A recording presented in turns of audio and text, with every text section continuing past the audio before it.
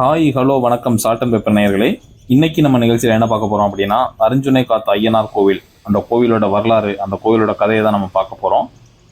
தமிழ் மாதமான பங்குனி மாதத்தில் கொண்டாடப்படுற பங்குனி உத்திர திருவிழா இங்கே வெகு விமரிசையாக கொண்டாடுறாங்க. இந்த கோவில் எங்கே இருக்குதுன்னு கேட்டிங்கன்னா, தூத்துக்குடி மாவட்டம் திருச்செந்தூருக்கு அருகில் தான் இந்த கோவில் இருக்குது. மேலே புதுக்குடிங்கிற கிராமத்தில் இந்த கோவில் அமைஞ்சிருக்குது. ஸோ இந்த கோவிலோட வரலாறு தான் பார்க்க போகிறோம். வரலாறுன்னு சொல்கிறத விட ஒரு மாயாஜால கதை தான் பார்க்க போகிறோம். மாயாஜால கதைனா என்னடா ஐயனார் செஞ்ச மாயாஜாலங்களா அப்படின்னு நீங்கள் கேட்கலாம்.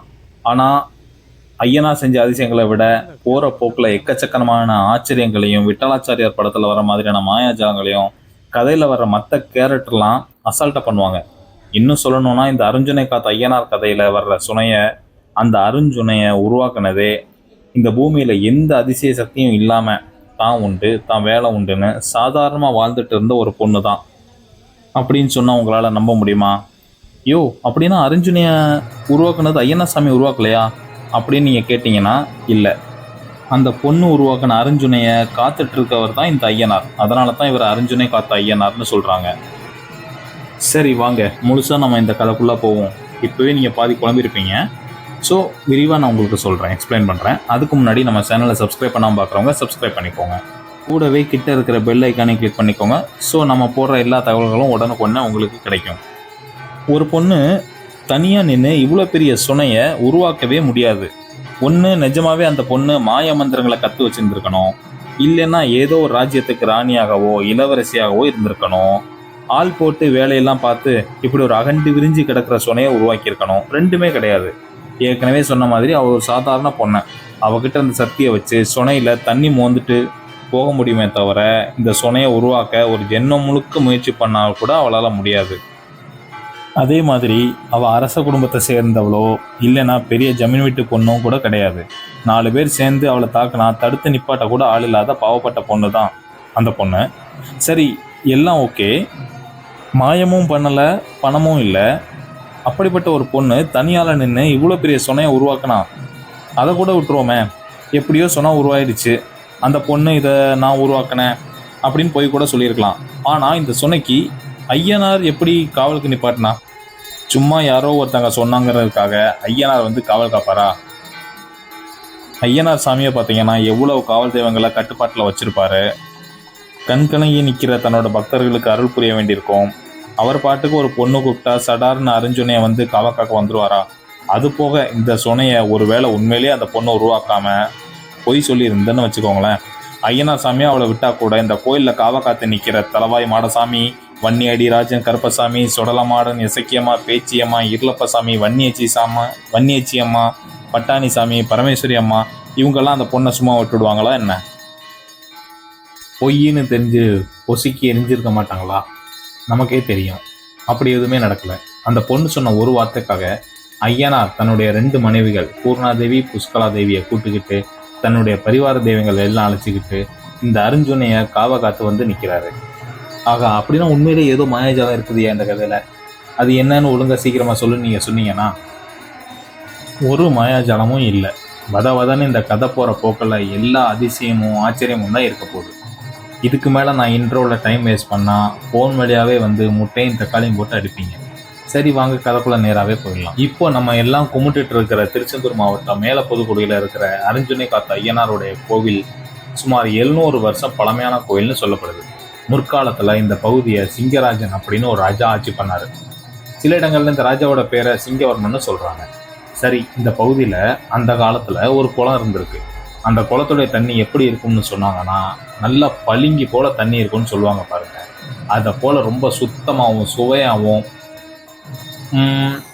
அந்த தண்ணி இருந்திருக்கு. அந்த தண்ணி எடுத்துகிட்டு போகிறதுக்காகவே சுத்துப்பட்டில் இருக்கிற பல கிராமங்கள்ல இருந்து மக்கள் கால்நடையாக வந்து காட்டுக்குள்ளே இருக்கிற அந்த தண்ணியை மோந்துட்டு போயிட்டு இருந்திருக்காங்க. இப்படி பல ஊர் மக்களும் இந்த குளத்தில் தண்ணி மோந்துட்டு போகிற மாதிரியே கனகமணி அப்படிங்கிற கன்னி பொண்ணும் தினமும் வந்து இந்த குளத்தில் தண்ணி எடுத்துகிட்டு போயிட்டு இருந்திருக்காங்க.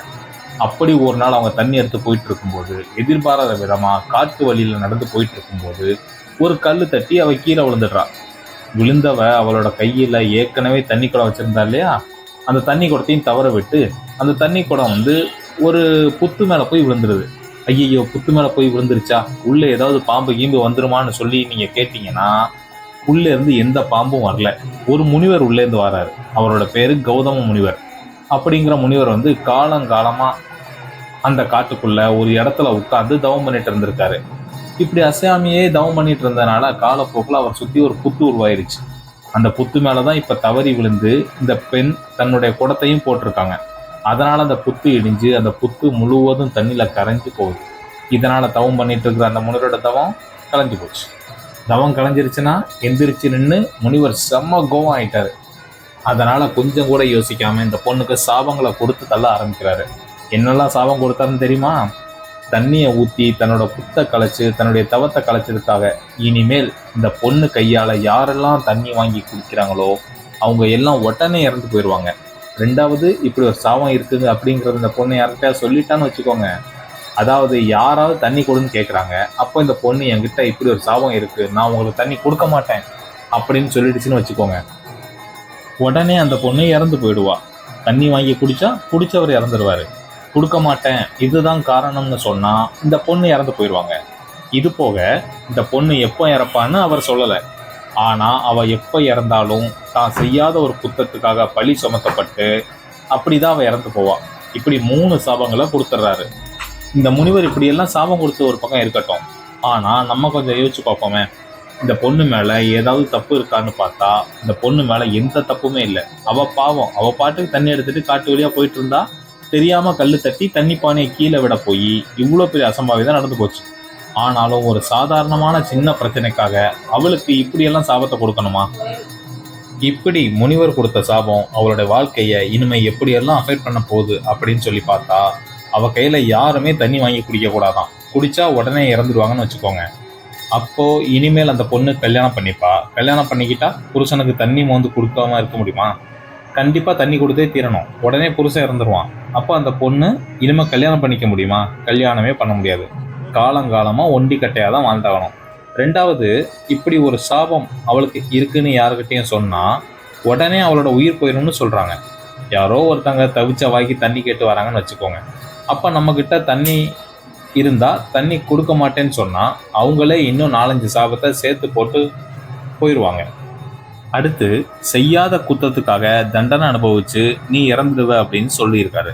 இந்த பொண்ணு காலங்காலமா எந்த தப்புமே பண்ணாம பல புண்ணியங்களை சேர்த்து வச்சிருந்தாலுமே இந்த பொண்ணு செய்யாத ஒரு குற்றத்துக்காக பழி சுமத்தப்பட்டு அதனாலே கொல்லப்படுவாள்னு சொன்னா கடைசியில செய்யாத ஒரு குற்றத்துக்காக பழியை வாங்கிட்டு செத்து போறது அந்த பொண்ணு மட்டும் கிடையாது, அவங்களுடைய குலத்துக்கே ஒரு மிகப்பெரிய அசிங்கம் இல்லையா?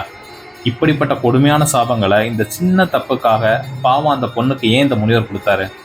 நம்ம எல்லாம் யோசிக்கலாம். ஆனால் அந்த முனிவர் பாயிண்ட் ஆஃப் வியூவில் இருந்து பார்த்தோம்னா அவர் மட்டும் கோவத்தில் அந்த பொண்ணு அந்த இடத்துல எரிச்சு கொல்லாமல் விட்டாரே, அதுவே அவர் அந்த பொண்ணுக்கு செஞ்ச பெரிய நன்மை. அதனால் இந்த சாபம் எல்லாம் ஒன்றுமே இல்லைன்னு தோணும். யோ, என்னையா சொல்கிற? பொண்ணு தெரியாமல் தண்ணியை புத்து மேலே கொட்டிட்டா அதுக்கு அவர் கொடுத்த சாபமே பெருசுன்னு சொல்லிட்டு இருக்கோம். நீ என்னடானா முனிவர் பக்கம் சப்போர்ட் பண்ணுற மாதிரியே பேசுகிற அப்படின்னு சொல்லி கேட்டிங்கன்னா, நானும் முனிவர் பக்கம் எல்லாம் சப்போர்ட் பண்ணலைங்க. அந்த பொண்ணு மேலே எனக்கும் பாவமாக தான் இருக்குது.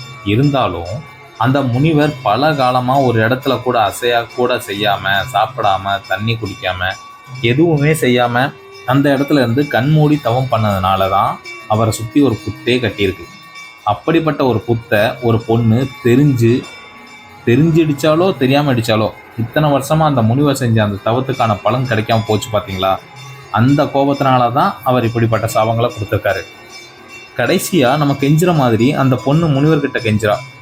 சாமி, தெரியாமல் செஞ்ச தவறுக்காக இவ்வளோ பெரிய சாபங்களை கொடுக்குறீங்களே, என்னை கொஞ்சம் மன்னிக்க கூடாதான்னு கேட்குறா, கெஞ்சுறா, காலில் விழுந்து கதறா. அப்போ நிறைய கதைகளில் வர்ற மாதிரியே இந்த முனிவர் சொல்கிறாரு, சாபம் கொடுத்தது தான், ஆனால் அதுக்கு பதிலாக உனக்கு வேற 2 வரங்களை கொடுக்குறேன்னு சொல்கிறாரு. அது என்ன வரம்னு கேட்டிங்கன்னா, எப்படியோ என்னுடைய சாபத்தால் நீ இறக்கும்போது பழிச்சொல் வாங்கிட்டு தான் இறக்க போகிற, ஆனால் நீ இறக்கும்போது நீ என்ன சொல்கிறியோ அது அப்படியே பழிக்கும் அப்படின்னு சொல்கிறாரு. அடுத்தது, நீ இறந்ததுக்கு அப்புறமா கண்டிப்பாக உனக்கு சொர்க்கத்துலேயும் இடம் கிடைக்கும். இப்படி 2 வரங்களை கொடுத்துட்டு அந்த முனிவர் அங்கேருந்து போயிடுறாரு. இந்த கதை ஒரு பக்கத்தில் இப்படியே இருக்கட்டும். இன்னொரு பக்கத்தில் இந்த பகுதியை ஆட்சி பண்ணிட்டு இருந்தான் பார்த்தீங்களா சிங்கராஜன், அந்த மன்னன் சிவபெருமானை நோக்கி கடுமையாக தவம் இருக்கிறான். அவனுடைய அந்த தவத்தை மெச்சி சிவபெருமான் அவனுக்கு காட்சி கொடுக்குறாரு. அப்போது சிவபெருமான் உனக்கு என்னப்பா வரம் வேணும்னு கேட்குறாரு. அப்போ அந்த மன்னன் ஒரு வரம் கேட்குறான். என்ன வரன்னு கேட்டிங்கன்னா, என்னுடைய நாட்டு மக்களுக்கு நான் தொடர்ச்சியாக பணியாற்ற விரும்புகிறேன். அதாவது என் மக்களுக்கு நான் சேவை செய்யணும். அதனால் எனக்கு எப்போவுமே பசியோ தாகமோ எடுக்கக்கூடாது. நான் சாப்பிட்ற நேரத்தை கூட வேஸ்ட் பண்ணாமல் அவங்களுக்காக உழைக்க போகிறேன் அப்படின்னு சொல்லி அந்த மன்னன் சொன்னான். உடனே அதுக்கு சிவபெருமான் சொன்னாராம், இப்படி ஒரு வரத்தை எந்த ஒரு ஜீவராசிக்கும் என்னால் தர முடியாது. பசியும் தாகமும் எல்லா ஜீவராசிக்கும் பொதுவானது, அது இருந்தே தீரும். ஆனால் நீ இத்தனை காலமாக கடுமையாக தவம் இருந்துட்டு இப்படி ஒரு வரத்தை கேட்டதுனால உனக்கு வேற ஒரு ஆப்ஷன் கொடுக்குறேன். இது இல்லைன்னா அதுங்கும்பாங்கல்ல, அந்த மாதிரி. அது என்னன்னா, உனக்காக ஒரு அதிசய மரத்தை இந்த காட்டுக்குள்ளே படைக்கிறேன். இந்த அதிசய மரத்தில் தினமும் ஒரு கனி கண்டிப்பாக உருவாகும். அந்த கனியை மட்டும் நீ எடுத்து சாப்பிட்டு வந்தேன்னா உனக்கு பசியோ தாகமோ எடுக்காது. நீ வேற எந்த உணவுமே சாப்பிட தேவையில்லை அப்படின்னு சிவபெருமான் சொல்கிறாரு. ஆகா, எவ்வளோ அருமையான வரம்! ஒரே ஒரு பழமா? அதை சாப்பிட்டா பசியோ தாகமோ எடுக்காதா? நமக்கெல்லாம் அது கிடைச்சா எப்படி இருக்கும்ல? அந்த மன்னன் வேற ரொம்ப நல்லவனா இருக்கானா? சிவபெருமான் வேற இப்படி ஒரு அதிசய மரத்தை படைக்கிறாரு அப்படின்னா நம்ம கொஞ்சம் யோசிப்போமே. ஆனால் இந்த அதிசய மரத்தை ஒட்டி பல கண்டிஷன்கள் இருக்கு. அது என்னன்னா, இப்படி ஒரு அதிசய மரம் இருக்கு, அதில் இப்படி ஒரு அதிசய கனி இருக்குதுன்னு தெரிஞ்சா எல்லாரும் போட்டி போட்டு மன்னனுக்கு தெரியாமல் எப்படியாவது அந்த அதிசய கனியை சாப்பிட்றோம் தானே நினைப்பாங்க. அதனால் இந்த கண்டிஷன் எல்லாம் போட்டிருக்காங்க. இந்த பழம் மரத்தில் தொங்கிட்டு இருக்கும்போது யாரோட கண்ணுக்கும் தெரியாது, மன்னனுடைய கண்ணுக்கு மட்டும்தான் தெரியும். அந்த பழம் தினமும் அந்த மரத்தில் உருவாகும். எப்போ உருவாகும்னா, உச்சி வேலையில் 3 நாளிகை மட்டும்தான் அந்த பழம் உருவாகி அந்த மரத்தில் தங்கியிருக்கும். அந்த டைமுக்குள்ளே வந்து மன்னன் சரியாக அந்த பழத்தை பிடுங்கி சாப்பிடணும். அப்படி இல்லைன்னா அந்த பழம் மரத்துலேருந்து கீழே விழுந்துடும். அப்படி ஒருவேளை அந்த பழம் கீழே விழுந்துருச்சுன்னு வச்சுக்கோங்க, மற்ற எல்லாரோட கண்ணுக்கும் அந்த பழம் தெரிய ஆரம்பிச்சிடும். மரத்தில் இருக்கும்போது மன்னனுடைய கண்ணுக்கு மட்டும்தான் தெரியும். ஆனால் குறிப்பிட்ட நேரத்தில் பிடுங்கி சாப்பிடாம விட்டுட்டா பழம் கீழே விழுந்து எல்லாரோட கண்ணுக்கும் தெரிய ஆரம்பிச்சிடும். இப்படி மற்றவங்க கண்ணுக்கும் தெரியுது, இது ஒரு அதிசய கண்ணின்னு எல்லாரும் தெரிஞ்சிருச்சுன்னு வச்சுக்கோங்க. உடனே என்ன பண்ணுவாங்க, அந்த பழத்தை எடுத்து அவங்க சாப்பிடணும்னு நினைப்பாங்கல்ல. இதில் இன்னொரு ட்விஸ்ட்டும் இருக்குது. எல்லாராலையும் அந்த பழம் கீழே விழுந்த பிறகு பார்க்க முடியும், ஆனால் யார் வேணாலும் அதை எடுத்து போய் சாப்பிட முடியாது. எடுத்துகிட்டு போய் ஒளிச்சு வேணால் வச்சுக்கலாம், ஆனால் அவங்களால இதை சாப்பிடவே முடியாது. அடுத்தது என்னைக்காவது ஒரு நாள் இந்த மரத்துலேருந்து கிடைக்கிற அந்த அதிசய கனியை மன்னன் சாப்பிடாம தவற விட்டான்னு வச்சுக்கோங்களேன், இனிமே அந்த மரத்தில் வேற கனி தோன்றவே தோன்றாது. அடுத்து ஏதோ ஒரு காரணத்தால் அந்த மன்னனால் ஒரு நாள் அந்த கனியை சாப்பிட முடியலன்னு வச்சுக்கோங்களேன், 3 நாள் மட்டும்தான் அந்த மன்னவனுக்கு உயிர் அவனோட உடலில் தங்கி நிற்கும். அவன் நாள் சாப்பிட்ட அந்த கனியானது 3 நாள் மட்டும்தான் அவனோட உயிரை காப்பாற்றி வச்சிருக்கோம். அதுக்குள்ள இன்னொரு கனி எங்கே போச்சு, யார் திருடிட்டு போனாங்கன்னு, எங்கே விழுந்துச்சு அப்படின்னு கண்டுபிடிச்சு சாப்பிட்டே தீரணும். அப்படி சாப்பிடாம விட்டான்னு வச்சுக்கோங்க, 4வது நாள் மன்னன் இறந்து போயிடுவான்.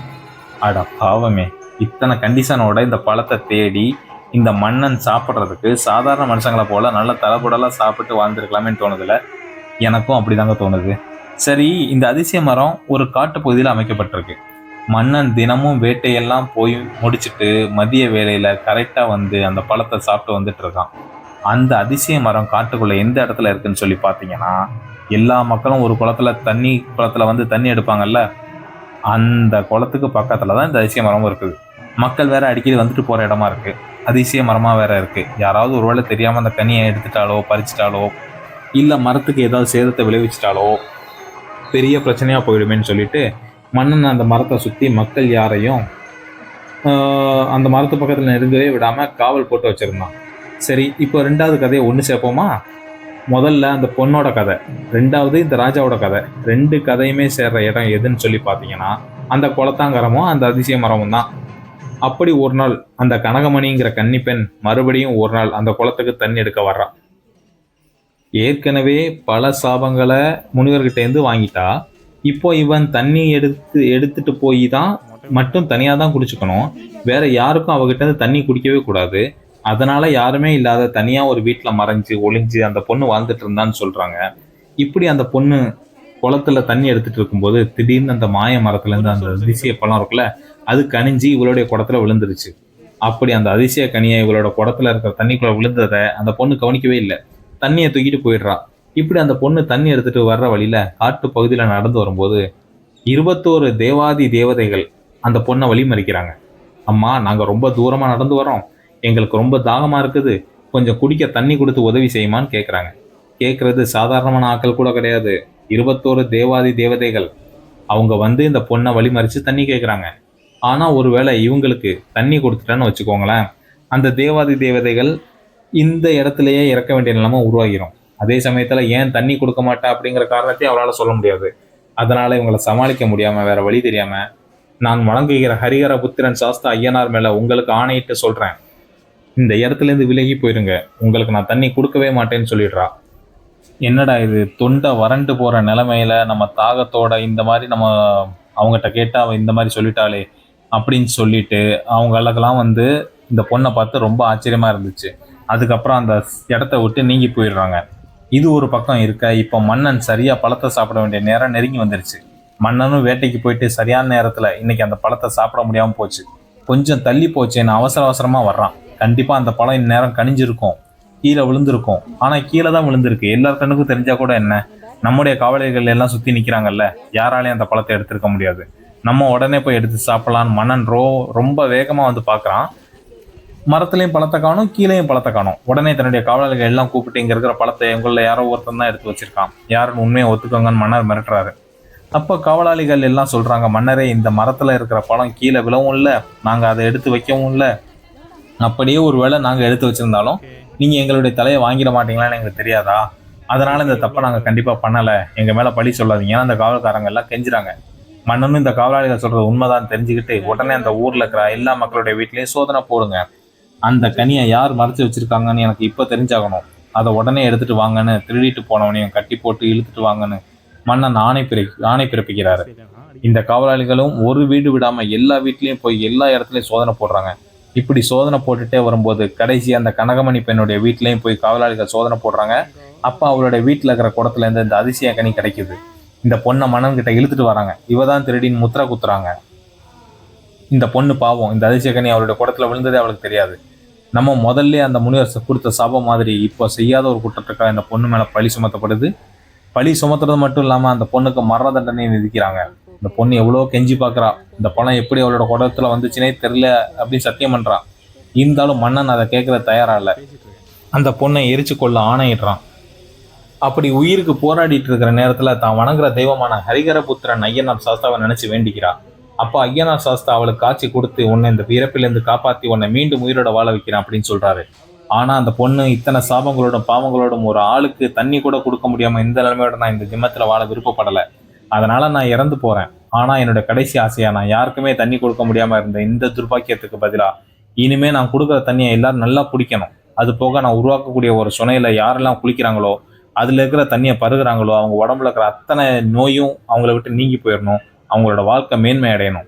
அது மட்டும் இல்லாமல் நான் உருவாக்குற இந்த சுனைக்கு நீங்களே காவலாக இருந்து இதை யாரும் ஆக்கிரமிப்பு செய்யாமலோ யாரும் உரிமை கொண்டாடாமலும் நீங்கள் பார்த்துக்கணும். எந்த மக்களுக்கு இந்த சுனையில இருந்து எந்த காலத்துலையும் தண்ணி எடுக்கிறதுக்கு யாரும் தடங்கல் பண்ணக்கூடாது, அதுக்கு நீங்கள் தான் சாமி சாட்சின்னு சொல்லி ஐயனார் சாமிக்கிட்டே கேட்டுக்கிறாங்க. அதுக்கப்புறம் அந்த பொண்ணு இறந்துடுறாங்க. ஏற்கனவே அந்த முனிவர் கொடுத்த ஒரு வரத்தின்படி அந்த பொண்ணு சாகும்போது கேட்குற அந்த விஷயம் நடக்கும் இல்லையா, அது போலவே அந்த இடத்துல ஒரு அருஞ்சுனை உருவானது. அந்த அருஞ்சுனையை காவல் காப்பாராக தான் அந்த பொண்ணு கொடுத்த வாக்கு கொடுத்தபடியே அந்த நம்முடைய அருஞ்சுனை காத்த ஐயனார் உட்கார்ந்துருக்காருன்னு சொல்கிறாங்க. இந்த வீடியோ பிடிச்சிருந்துச்சுன்னா ஒரு லைக் பண்ணுங்கள். இந்த வீடியோ எப்படி இருந்துச்சுன்னு மறக்காமல் கமெண்ட் பாக்ஸில் சொல்லுங்கள். இதே மாதிரியான ஆன்மீக தகவல்கள் உங்களுக்கு பிடிச்ச கோயில்களை பற்றி வீடியோக்கள் போடுறதுக்கு இந்த வீடியோவோட கமெண்ட்ஸில் சொல்லுங்கள். நம்ம சேனலை மறக்காமல் சப்ஸ்கிரைப் பண்ணி பெல் ஐக்கானை கிளிக் பண்ணி ஆல் அப்படிங்கிற ஆப்ஷனை தொட்டு வச்சுக்கோங்க. நன்றி, வணக்கம்.